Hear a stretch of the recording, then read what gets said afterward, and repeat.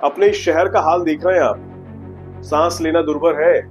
Pollution, कोहरा, गंध दिखाई देता है हर जगह। देश के कई शहर इस बढ़ते पोल्यूशन की चपेट में हैं। खास तौर पर नॉर्थ इंडिया के कई शहर, चूंकि दिल्ली अपनी राजधानी है इसलिए इसका जिक्र थोड़ा ज्यादा होता है, बाकियों का कम होता है। लेकिन है ये भी शिकार।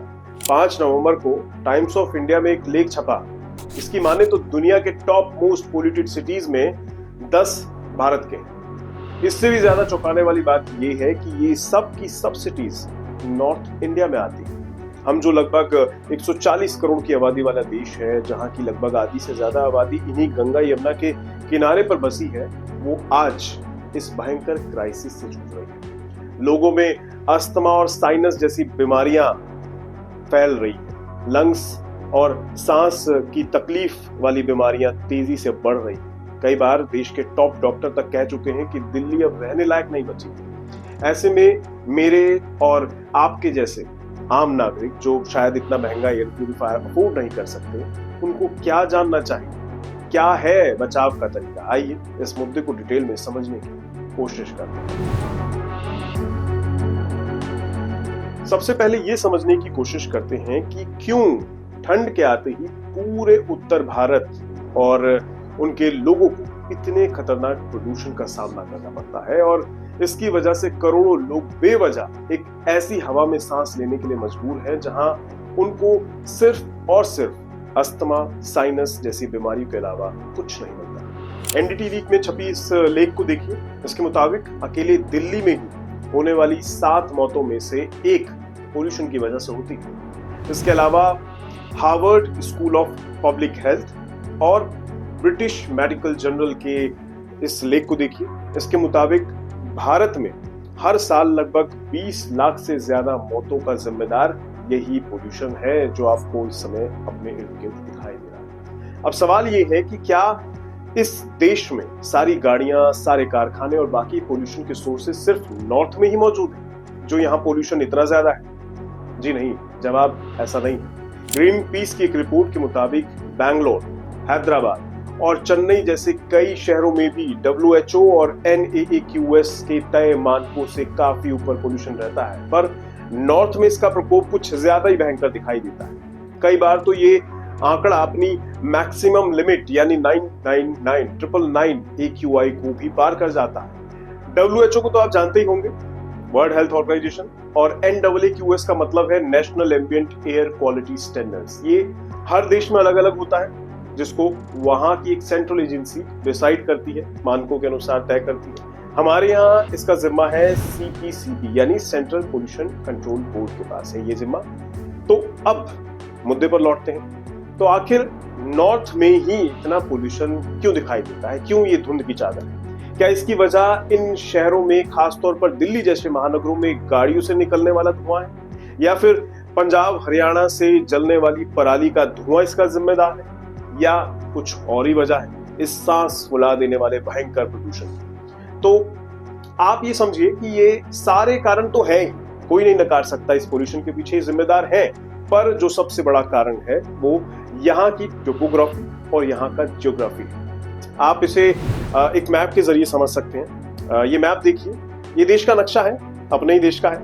ऊपर की ओर हिमालय दिखाई देगा आपको, नीचे की तरफ विंध्याचल की पहाड़ियां हैं, और किनारे पर है अरावली रेंज। इसके बीच में है गंगा जमुना का ये दोआब। इसके अलावा जियोग्राफी में एक फिनोमिनन होता है जिसको कहते हैं टेम्परेचर इन्वर्जन।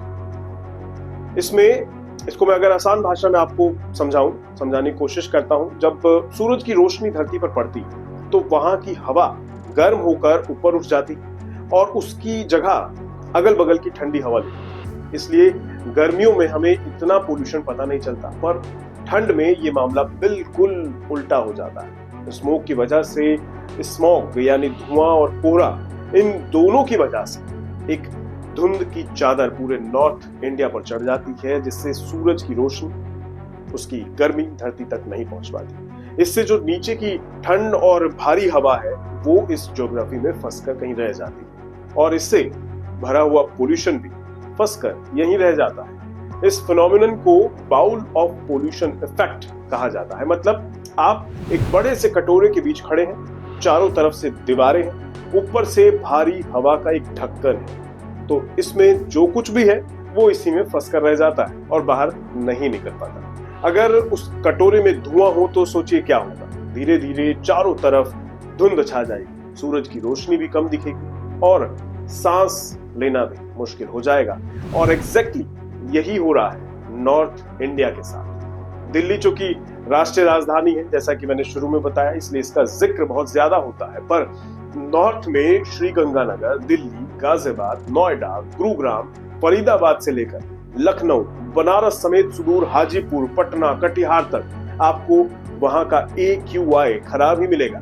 अगर आप ऊपर से सैटेलाइट व्यू में भी देखेंगे ना, तो ये पूरा का पूरा इलाका पंजाब से लेकर बिहार तक एक ही धुंध की चादर में लिपटा हुआ दिखाई देगा। ऐसे में दिल्ली सरकार आर्टिफिशियल रेन के जरिए राहत लाने की कोशिश तो कर रही थी, पर जब बादलों में मॉइस्चर ही नहीं है तो पानी बरसेगा कैसे सरकार? तो इस समस्या से हमें छुटकारा कैसे मिल पाएगा? सोचिए, ये जो सवाल है ना, इसका कोई एक लाइन का जवाब तो है नहीं, ना हमारे पास ना सरकार के पास।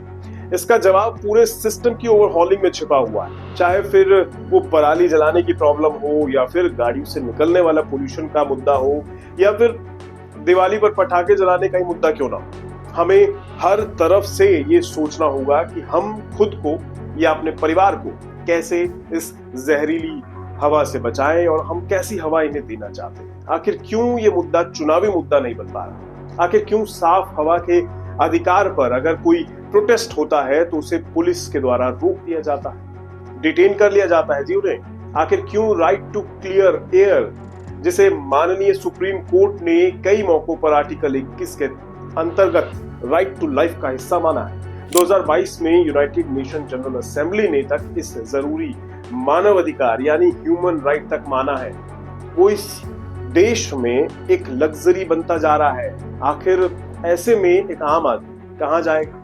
किससे मांगे ये साफ हवा? किसका दरवाजा खटकाएं? ये जिम्मेदारी है तो है किसकी? ये जिम्मेदारी है उस सर्वशक्तिमान सरकारों की, जिनकी गाड़ियों की हनक हमें आए दिन सड़कों पर सुनाई देती है, दिखने को मिलती है। ये जिम्मेदारी है उन सभी बुद्धिजीवी वर्गों की, उन वैज्ञानिकों की, उन अधिकारियों की, जो अगर कोशिश करें, आगे आए तो इस समस्या का समाधान निकाला जा सकता है, क्योंकि ये एक कलेक्टिव एफर्ट है। यहाँ एक साथ मिलकर काम करने की जरूरत है, क्योंकि आप कितना भी घरों में एयर फिल्टर, एयर प्यूरिफायर लगवा लीजिए, लेकिन खुले मैदान में वॉक करने, काम करने के लिए इस जहरीली हवा में आपको बाहर निकलना ही पड़ेगा।